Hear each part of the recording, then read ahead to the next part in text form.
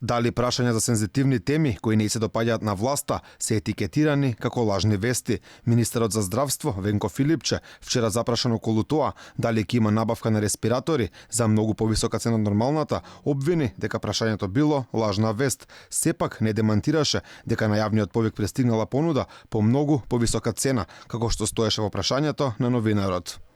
Вие треба да знаете дека Министерството за внатрешни работи има обврска да ги прати ширењето на лажните вести, посебно оваа ситуација која што е многу осетлива, која што граѓаните многу будно ја пратат и може да створи паника. Во време на вонредна состојба, медиумите остануваат на првата борбена линија, заедно со полицијата, војската и докторите. Ако ние не бараме одговори, како ќе бидеме гласот на народот? Затоа е нејасно зашто новинарското прашање се карактеризира како лажна вест. Се поставува прашањето дали вонредната состојба власта ќе искористи за замолчување на медиумите, а можеби и некои построги мерки. Јасно стои во уставот дека можат човековите права да бидат ограничени во воена и вонредна состојба, но ограничувањата не може да се однесуваат на заштита од тортура, правото на живот, слободата на говор, слободата на мисла, јавното изразување на мислата. Сепак, ова не е прв пат. Актуелната власт претходно ги напаѓаше медиумите,